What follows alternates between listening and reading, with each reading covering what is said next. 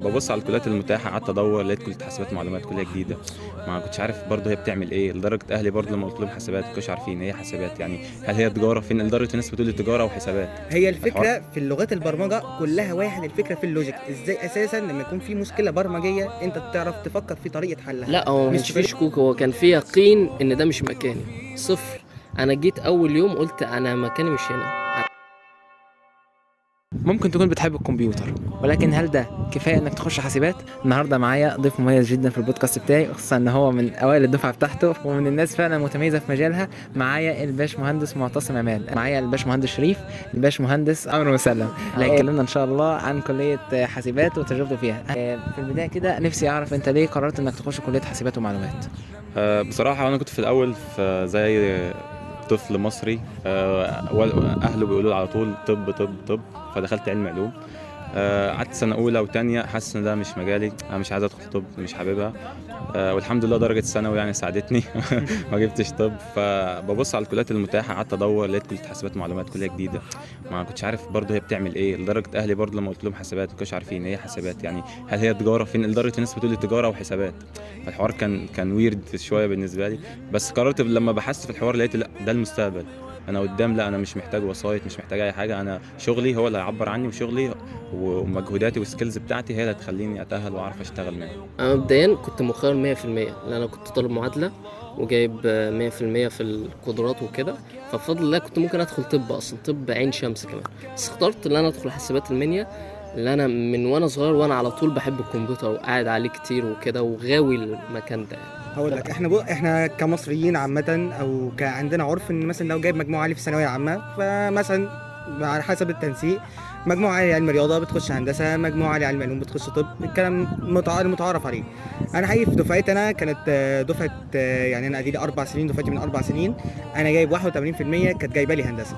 بس بصراحه انا حتى لو كنت دخلت هندسه فانا كنت حابب برضه مجال البرمجه اكتر، كنت حابب مجال، لان انا من وانا صغير حتى كنت لما بشوف برنامج او موقع او اي ابلكيشن شغال سواء على الكمبيوتر سواء على الموبايل، بيجي لي فكره ده معمول ازاي، ايه اللي اشتغل، ايه ازاي الدنيا ماشيه فيه، حتى الجيمز اللي كنا بنلعبها. طب اول ما دخلت الكليه هل حسيت ان ده هو المكان الصح بتاعك، ولا كان في تخوفات في النص شويه؟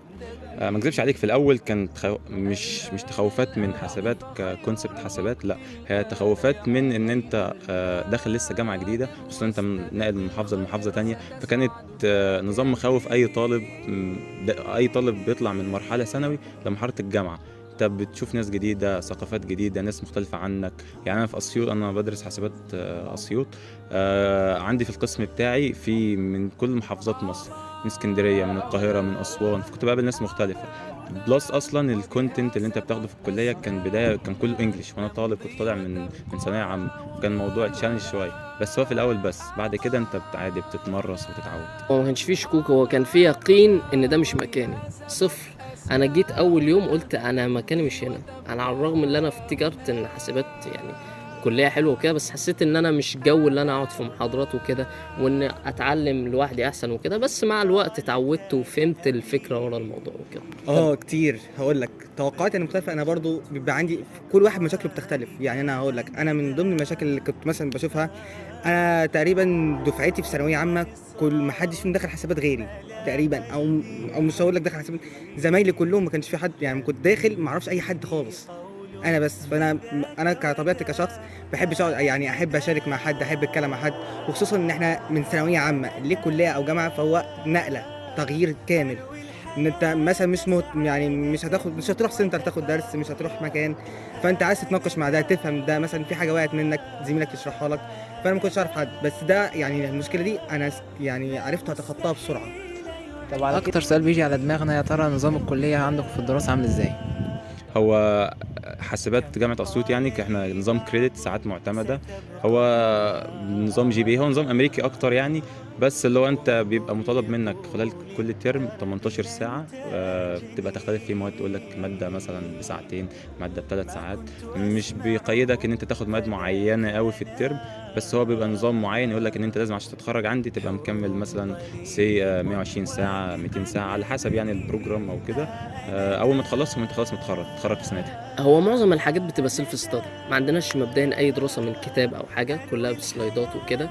ودايما بيبقى بنستعين بمصادر بره من على اليوتيوب وكده. وكده عشان يوصلوا الطريقه بشكل احسن وكده. والمجال التكنولوجيا ده مجال مشهور جدا، فهتلاقيه في كل مكان. طب على كده ايه هي لغه البرمجه اللي انتوا بداتوا بيها، وكان ايه انطباعك عنها اول ما درستها؟ هقول لك على حاجه، احنا لغه البرمجه اللي كل تقريبا طلبه حاسبات بتبدا بيها هي السي بلس بلس. هي كلغه سهله وحلوه انك تبدا بيها كويس، بس هي عادي، هي مش تفرق اصلا. يعني ممكن تبدا باي لغه، ممكن تبدا بايثون، سي بلس بلس، في ناس تبدا بجافا عادي. هي الفكره في اللغات البرمجه كلها واحد، الفكره في اللوجيك، ازاي اساسا لما يكون في مشكله برمجيه انت تعرف تفكر في طريقه حلها. طب مش- ويا ترى ايه هي المواد اللي انتوا بتدرسوها في الكليه، وهي اصعب مواد عليكم؟ مواد كتيرة جدا، انت كل ترم بتاخد 6 مواد. بس مش عايزين نقول اصعب، عايزين نقول ايه اكتر مواد بتفيدك. انت في اول سنة انت بتبدأ، انت مش بيديك قوي مواد لحاسبات كحاسبات او برمجة وكده، لا هو بيديك introduction to programming، شوية حاجات كده ايه بيزكس ليك انت عشان تتعود. المواد اللي هي بندرسها هو اللي عليها اجماع، والمواد اللي هي الاساسيه الداتا ستراكشرز، الالجوريثمز، الماث طبعا، بس دي بناخدها في الاول. الديزاين باترنز دي اهم المواد اللي بناخدها في الكليه، ومستوى انا شايف بصراحه انها مش كليه صعبه.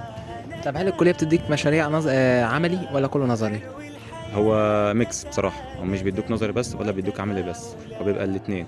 بس بيبقى مش كفايه. انت طالب حاسبات عشان لو تطلع تتخرج وتشتغل انت لازم تشتغل على نفسك سيلف ستادي، ودي لازم تبقى عارفها قبل ما تقدم.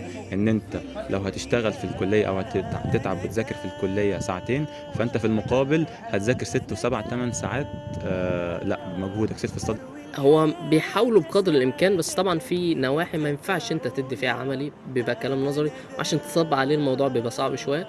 ولكن التطبيق العملي فعلا اكتر حاجه بيبقى بص، من هو احنا. في بعض المواد بيبقى ليها مشاريع عملي، وبعض المواد بيبقى معظمها نظري. بس حتى المواد العملي هو ككليه انت يعني بالظبط 80% عليك، 20% في الكليه، او 80% عليك اساسا، و20% الباقي كله.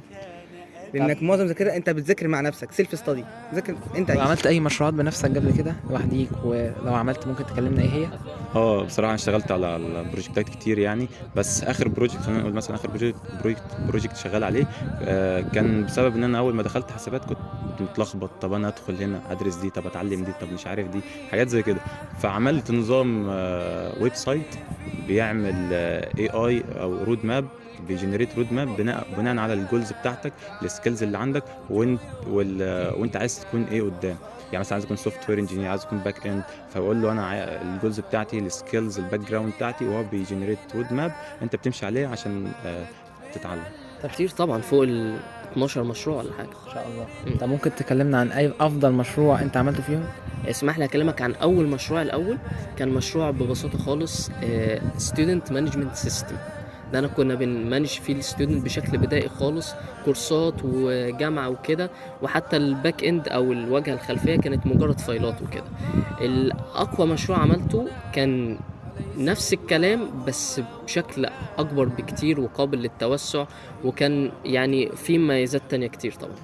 طب الحمد لله. يعني انا ابتديت تراك بدري شويه، ذاكرت في تراكات كتير يعني. ودي نصيحه لكل الطلبه اللي ناوي يخش في تراكات او يذاكر تراكات، لا يعني قبل ما تمسك تراك معين جرب كل التراكات، شوف كل التراكات، اعرف ده بيتكلم عن ايه وده بيتكلم عن ايه وده بيتكلم عن ايه، لغايه ما تلاقي حاجه، هتلاقي مره واحده التراك ده شدك، انت عايز تكمل في التراك ده. يعني انا مثلا في الاول كنت ماسك تراك الويب، كنت اللي هو شغل المواقع، ازاي اعمل مواقع، ازاي اسس موقع، ازاي الباك اند بتاعه، طريقه التعامل عليه والكلام ده كله. بس بعد كده فتره سمعت عن تراك الاي اي الكلام ده كله، فاتشدت لي اكتر، كملت في الاي اي. حاليا انا معايا التراكين والحمد لله، ابتديت شغل الفريلانس وشغال بالاثنين الحمد لله. طب شايف ان في فرق بين اللي بيشتغل فريلانسر وبين اللي بيشتغل في شركه؟ هو بصراحة الفريلانسنج هي بتختلف من شخص للتاني يعني. بس في ناس مثلا بتحب انها لا انا عايز اشتغل شغل مكتبي اكتر، اروح الساعة 9 اطلع الساعة 5. في ناس لا انا عايز شغل عايز حاجة تكون فيها كرياتيفيتي اكتر. بس انا احبذ يعني في الاول ان الشخص وهو اول ما يبدأ كلية يدخل يشوف ايه الفريلانسنج، يتعامل مع الناس، هيكسب اكسبيرينس قدام لما يجي يقدم على شغل بعد ما يتخرج. لا هو هيلاقي في طلب عليه، هو عارف دي وعارف دي، مش هيبدأ يشوف سوق العمل عايز ايه. طبعا في فرق كبير. ويعني الانسب ليك طبعا. هل انت حابب تشتغل في البيت اكتر؟ وفي طبعا شغل الشركات بس انا عن نفسي شايف ان الفريلانس غير مستقر. حلو جدا. طبعا في فرق كبير بين الاثنين. اولا لو هنتكلم بحيث الماديات والفلوس، طبعا شغل الشركات بيكون افضل انك دخلك ثابت. انت بتروح شركه بتعمل تاسك معينه، بتعملها مثلا زي الشغل روتيني، انت بتعمل تاسكايه بتاخد منها مقابل مادي كل شهر. بس شغل الفريلانس متاح اكتر، مفتوح اكتر، انك التاسك اللي انت عملتها غير التاسك اللي هتعملها تاني، فانت فريلانس بتتعلم اكتر.